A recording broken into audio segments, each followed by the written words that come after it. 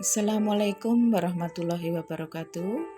Anak-anakku sekalian, selamat berjumpa kembali dalam pembelajaran kali ini. Semoga sampai saat ini kalian dalam keadaan sehat walafiat, sehingga dapat mengikuti pembelajaran ini dengan baik.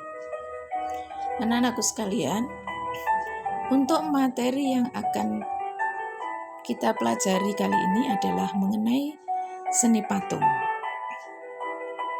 Untuk seni patung ini nanti ada 2 tahap. Jadi yang pertama mengenai materinya, kemudian nanti untuk berikutnya berkaitan dengan prosedur dan teknik dalam membuat karya seni patung. Baik, untuk tampilan pertama ini kalian lihat salah satu tokoh seni patung Indonesia yaitu Nyoman Nuarta dengan patung kebanggaan Indonesia yaitu Garuda Wisnu Kencana. Untuk materinya ini KD 3.2, memahami prosedur berkarya seni patung dengan berbagai bahan dan teknik. Indikator yaitu memahami pengertian dan fungsi seni patung, menjelaskan jenis-jenis patung berdasarkan bentuk perwujudannya, kemudian memahami berbagai macam bahan dan media dalam berkarya seni patung. Konsep seni patung, pengertian seni patung, fungsi patung, bentuk dan jenis patung, media berkarya seni patung, teknik berkarya seni patung. Yang pertama yaitu pengertian seni patung. Seni patung merupakan ekspresi dari ide yang dituangkan ke dalam bentuk visual 3 dimensi dengan media padat. Ya, jadi kalau melukis itu 2 dimensi, kalau seni patung berbentuk 3 dimensi. Sama-sama sebagai bagian dari karya seni murni. Berikutnya berdasarkan tujuan pembuatannya, patung ada 6 macam, yaitu ada patung religi sebagai sarana untuk beribadah atau bermakna religius. Di sini misalnya ada patung Buddha, ada patung Siwa, ada patung Yesus Kristus, itu patung religi. Jadi untuk beribadah dan bermakna religius. Yang kedua, patung monumen untuk memperingati jasa seseorang, kelompok atau peristiwa bersejarah. Di Indonesia banyak sekali ya patung-patung sebagai monumen, termasuk di Nentang itu ada patung Sudiarto. Di Jakarta banyak sekali ada patung Jenderal Sudirman, ada patung Pangeran Diponegoro, ada patung Ki Hajar Dewantara, ada patung pahlawan revolusi dan seterusnya. Yang ketiga, patung arsitektur, yaitu patung yang berfungsi dalam konstruksi bangunan yang mendukung atau yang menyertai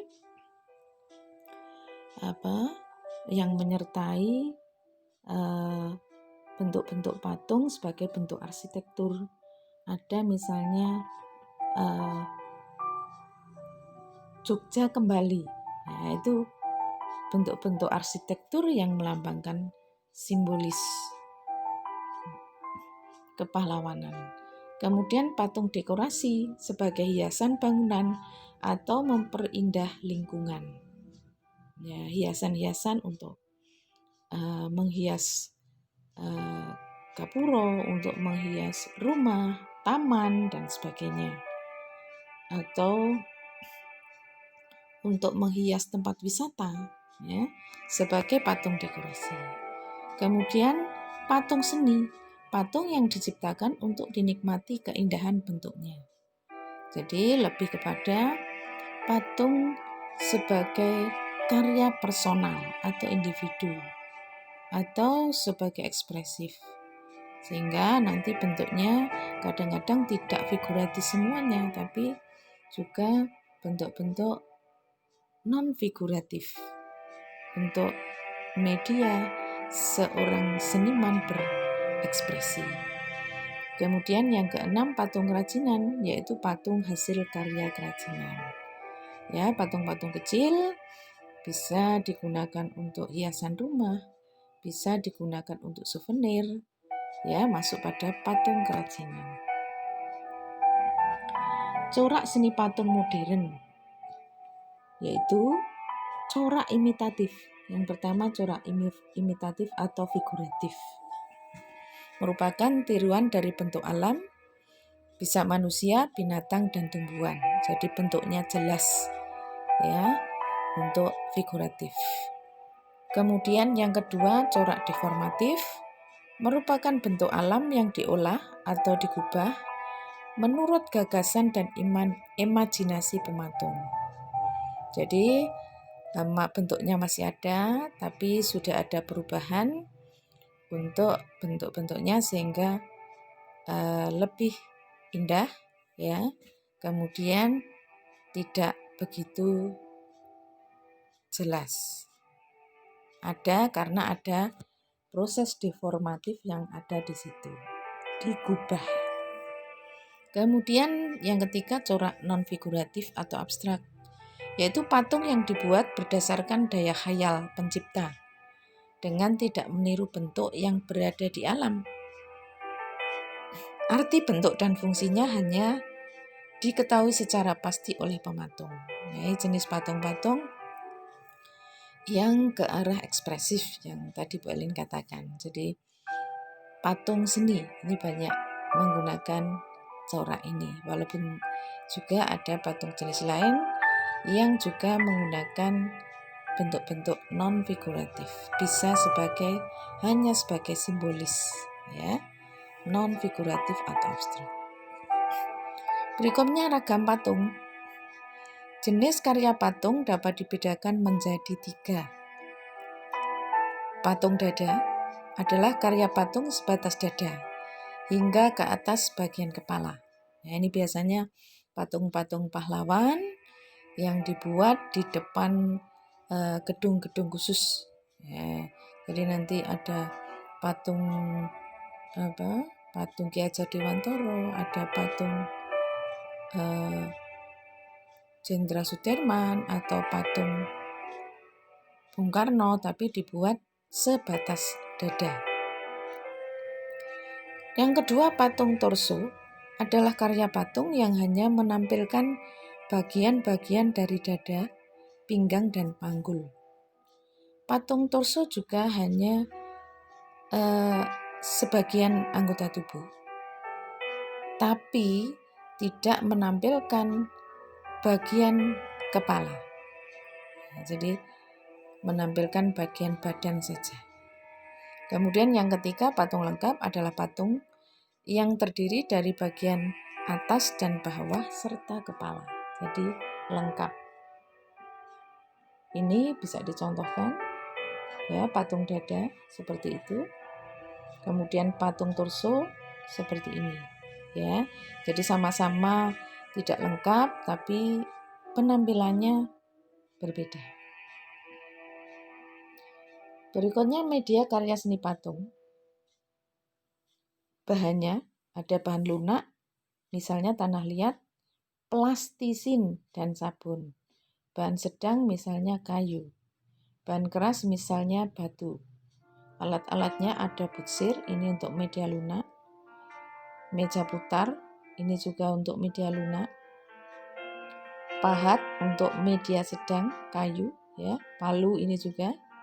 Kemudian bahan keras menggunakan cetakan. Tentu saja bahan keras ada batu, itu tidak perlu dicetak, tapi ada logam, ya, itu yang bisa dipanaskan dan diencerkan sehingga bisa dicetak. Teknik seni patung. Teknik seni patung ada teknik membutsir, yaitu membuat patung dengan cara memijit, menambal, dan mengurangi bahan yang dibentuk dengan dibantu alat butsir. Ya, jadi ini yang menggunakan plastisin, menggunakan tanah liat, maka menggunakan teknik membutsir. Kedua, teknik memahat, yaitu membuat patung dengan cara mengurangi bahan yang dibentuk. Kalau membutsir menambal, kalau memahat mengurangi. Yang ketiga, teknik mencetak, yaitu membuat patung dengan cara dicetak dengan cetak tekan dan cetak tuang. Ya, jadi kalau menggunakan media untuk tanah atau menggunakan bahan plastisin misalnya ada cetak tekan. Kalau cetak tuang tadi menggunakan bahan logam yang diencerkan atau menggunakan gip atau menggunakan lilin. Ya. Yang keempat, teknik konstruksi atau menempel atau assembling, yaitu membuat patung dengan cara menyusun bahan baik dengan kerangka ataupun tanpa kerangka. Jadi banyak patung-patung besar itu yang banyak menggunakan teknik konstruksi ini, menyusun, menempel. Ya, setelah logam dicetak, maka patung besar tadi akan disusun dengan menggunakan kerangka besi, dengan menggunakan teknik las, ya, dan sebagainya, sehingga masuk pada teknik konstruksi, menempel, atau assembling. Berikutnya tujuan karya seni patung. Untuk tujuan religius, ya, umumnya digunakan untuk arca-arca keagamaan. Untuk dijadikan monumen, biasanya bertujuan politis, historis, simbolis, dan filosofis. Untuk tanda kebesaran raja, patung dibuat untuk tujuan menghormati dan mengagungkan raja. Kemudian tujuan ekspresif, dibuat semata-mata untuk mengutamakan segi ekspresif, estetis, ide, gagasan, dan perasaan seniman. Prosedur berkarya seni patung. Jadi ada teknik pahat, butsir, cetak, sambung, las, assembling. Ini langkah-langkah dalam berkarya seni patung, menyiapkan model dan media yang dipakai, melakukan pemotongan kayu, dan membentuk global. Sambil membandingkan gambar rencana, bentuk global dibuat semakin detail sempurna. Setelah selesai, digosok dengan kertas gosok, kemudian finishing sesuai selera. Ini salah satu contoh ketika menggunakan media kayu. Baik, berikutnya ada gambar-gambar patung.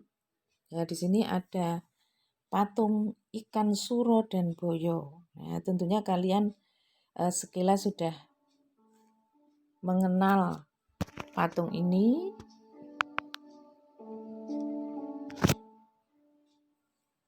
Yaitu patung ikon dari kota Surabaya. Patung Suro dan Boyo berdiri megah di Taman Surabaya. Nah, Kenjeran barusan diresmikan tanggal 1 Mei 2019. Patung ini memiliki tinggi sekitar 25 meter. Sebagai persembahan Hari Jadi Kota Surabaya ke-726.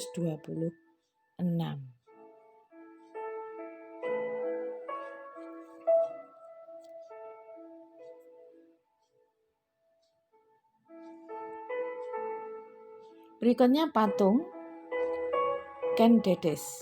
Nah, ini yang pernah berkunjung ke tempat wisata Selekta, patung ini ada. Juga di Kota Malang juga ada.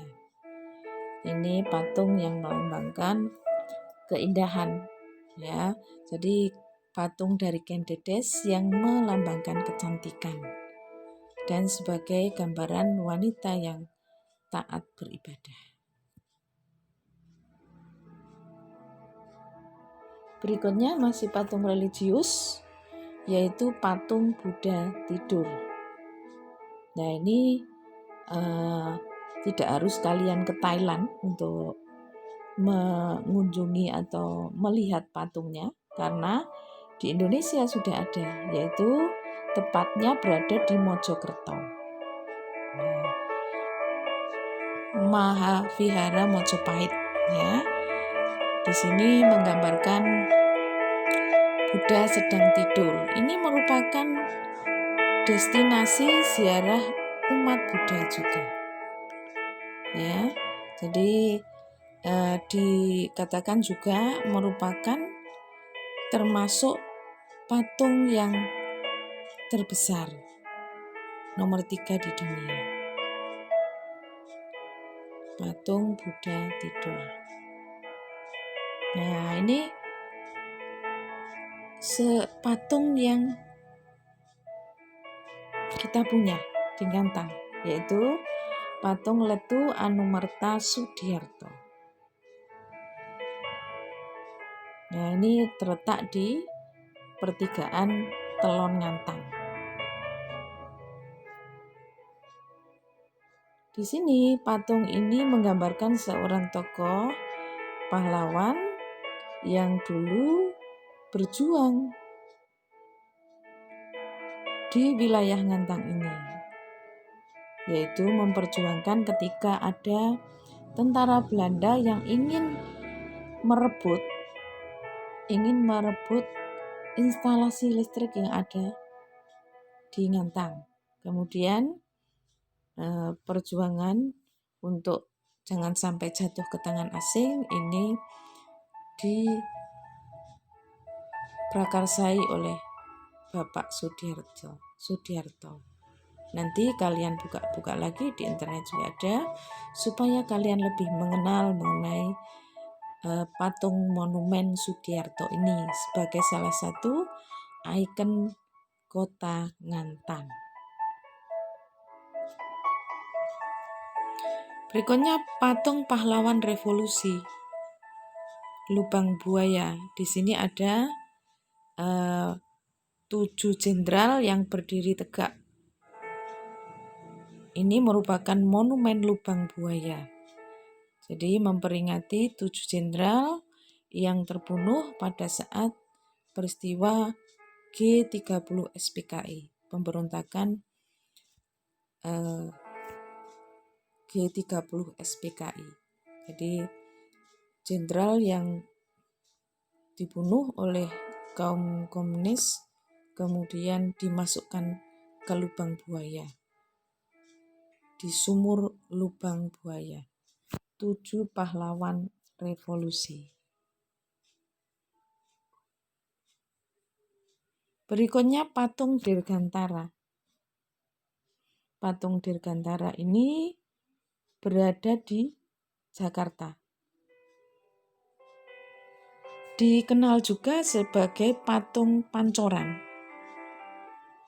Letak monumen ini berada di kawasan Pancoran, Jakarta Selatan, tepat di depan komplek perkantoran Wisnu Aldiron Dirgantara yang dulunya merupakan markas besar TNI Angkatan Udara. Posisinya strategis karena merupakan pintu gerbang menuju Jakarta bagi para pendatang yang baru saja mendarat di Bandara Udara Halim Perdana Kusuma. Jadi menggambarkan semangat kedirgantaraan di Indonesia. Ya, sehingga terletak juga di sekitar Bandara Udara Halim Perdana Kusuma. Menggambarkan seseorang yang akan terbang. Berikutnya patung Selamat Datang. Ini karya sketsanya dari tokoh Hengantung, ya. Kemudian yang membuat adalah Bapak Edi Sunarso. Ya, jadi nanti kalian sudah mengenal tadi Bapak Numanwarta, ini Bapak Edi Sunarso. Dibuat pada masa Presiden Soekarno.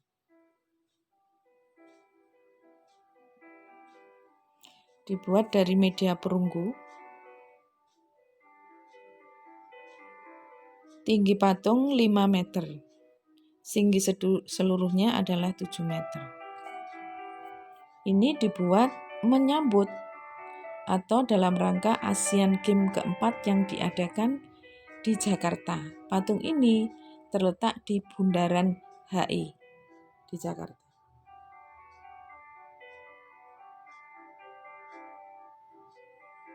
Berikutnya, patung di depan gedung MPR DPR. Nah, ini yang untuk bentuknya atau coraknya itu berbeda ya, tadi tidak seperti yang tadi. Ini masuk corak non figuratif. Perhatikan bentuknya. Jadi patung ikatan. Nah, di sini menggambarkan harapan-harapan yang akan disampaikan lewat lembaga perwakilan rakyat. Patung ini juga merupakan perlambang dimensi waktu yang telah ditempuh rakyat Indonesia dari penjajahan masa lalu, masa kini, dan masa mendatang. Dimensi waktu itu terjalin erat dalam sebuah karya seni patung kontemporer dengan konstruksi rangka besi berlapis perunggu.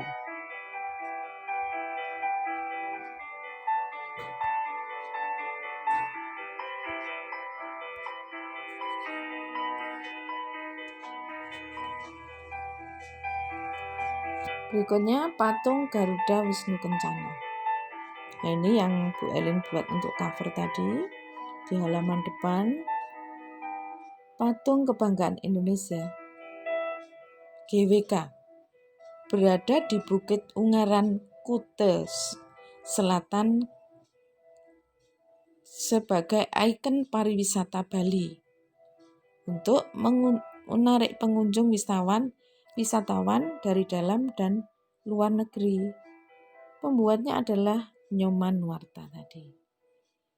Tinggi patung ini adalah 121 meter dari dasar hingga puncak. Dikatakan merupakan patung tertinggi ketiga di dunia. Lebih tinggi dari patung Liberty yang ada di Amerika Serikat. Sehingga bentuk patung ini masuk pada jenis kolosal karena besar sekali. Dan memang sengaja dibuat demikian sehingga ketika wisatawan memasuki Bali lewat bandara, maka patung GWK ini sudah terlihat ya, sehingga menjadikan patung ini sebagai ikon daripada kota pariwisata Bali. Baik, demikian anak-anak untuk tayangan kali ini. Semoga bermanfaat dan bisa kalian pahami dengan baik. Kita berjumpa lagi pada tayangan berikutnya. Wassalamualaikum warahmatullahi wabarakatuh.